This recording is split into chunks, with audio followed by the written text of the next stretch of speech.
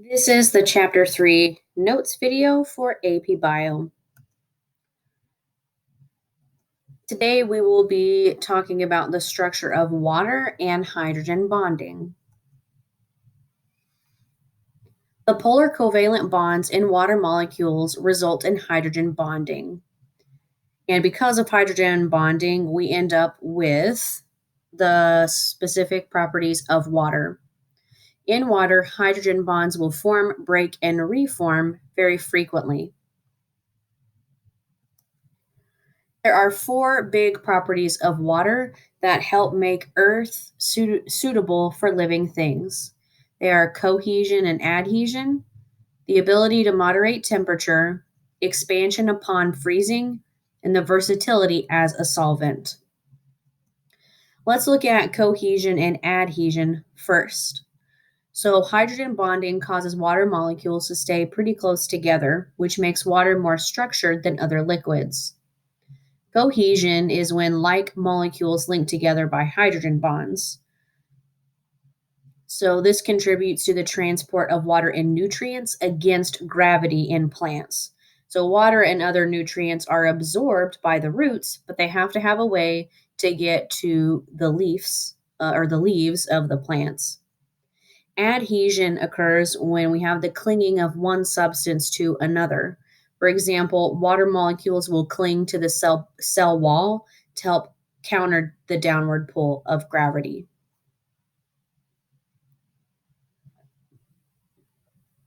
Related to cohesion is surface tension, which is a measure of how difficult it is to stretch or break the surface.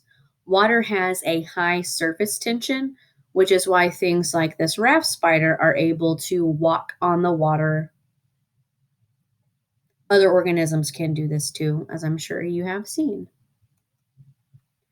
Water is also able to moderate its temperature quite well, and this is because it has a high specific heat.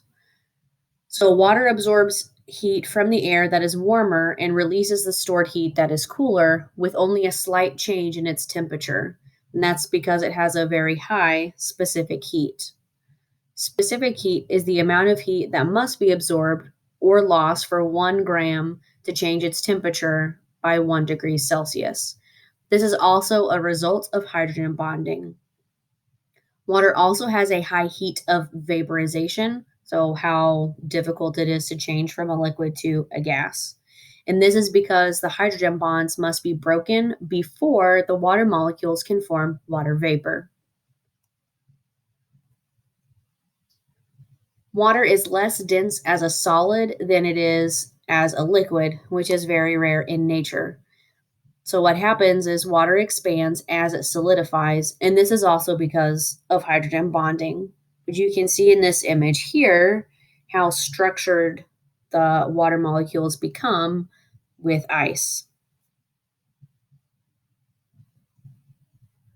Water is also very versatile as a solvent because of its polarity. So because we have the slight positive and slight negative regions on the water molecule, it is able to dissolve other polar things. Non-polar things like fats and oils will be unable to dissolve in water, but basically everything else can. So this diagram is an image of salt being dissolved in water.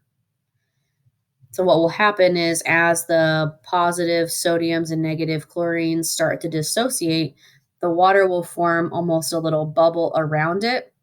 So you can see around the sodium, the negative ends of the water surround it, and then the slightly positive hydrogens will surround the chlorine.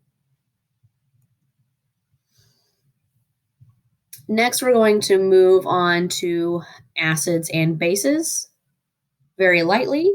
So water dissociates all the time. We have, as you can see here, our two water molecules, and there's this back and forth of them switching from that into hydronium plus hydroxide. And that occurs when one hydrogen atom shifts onto a different water molecule. So this is happening all the time with water, but our normal, we think of like pH 7 this is occurring like at the same rate back and forth. So H plus and OH minus are very reactive, and changes in these concentrations will affect a cell's ability to function. The concentration of both of these ions will be equal in pure water, but adding acids and bases disrupt the balance, and this is the basis for our pH scale.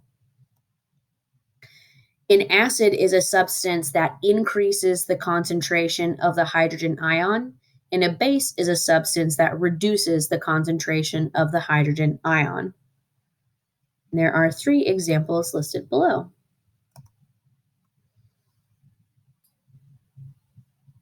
This is our pH scale. So in an aqueous solution at 25 degrees C, the concentration of H plus and OH minus is equal to 10 to the negative 14th.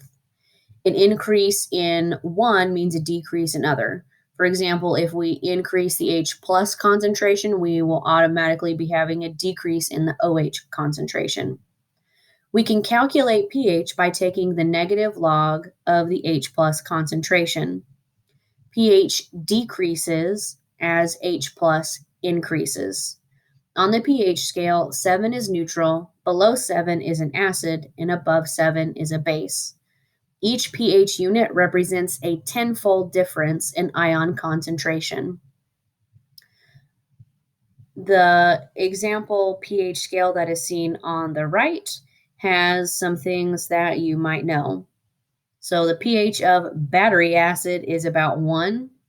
The gastric juice found in your stomach is close to 2. And then on the other end, bleach is close to 13, which is kind of a lot. So anyway, there are just some examples of things you might know and what their pH is. Because changes in pH can disrupt a cell's function, we have to have buffers. So the internal pH of most living cells is about 7. There are going to be some exceptions to this, particularly with digestion. Slight changes in pH can be harmful, but we'll talk more about that in Unit 2 and Unit 3 when we get to cell function and enzymes. So a buffer is anything that minimizes the changes in the H plus and OH minus concentrations. These allow biological fluids to maintain a constant pH even when acids and bases are added. So they will either accept hydrogen ions or donate hydrogen ions based on what they need. And most buffers will contain a weak acid and its corresponding base. So carbonic acid is one of the buffers in human blood, and the reaction you can see below shifts left or right in response to what is happening. So if we have a rise in pH, it shifts to the right, and if we have a drop in pH, it will shift to the left. We do have an issue with this, and that is ocean acidification. So with the excess CO2 in our atmosphere, the oceans are absorbing that. When CO2 dissolves in the ocean, it reacts with water to form carbonic acid, which leads to a lower ocean pH. Ice core data shows that the pH of the ocean is 0.1 lower than any time over the last 420,000 years, and scientists estimate that it could be between 0.3 and 0.5 lower by the end of this century. I know 0.1 doesn't sound like a whole lot, but please remember that each pH, like going from 4 to 5, is tenfold, I guess going down from 5 to 4. So that is a significant difference. And then to the right, you can see the reaction that is involved with ocean acidification. What happens as the ocean is acidifying is we have a reduction of carbonate ions, and those ions are required for calcification by many marine organisms, like our reef-building corals.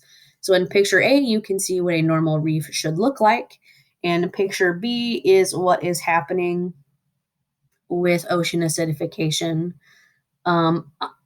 Unless something dramatic changes, I think it is realistic that coral reefs will be no more at some point in your lifetime. which is very sad because they are beautiful. And I hope you get a chance to go at some point and that maybe we can help reverse the processes of acidification. Please take note of any questions you might have about this chapter so we can discuss them when you come to class.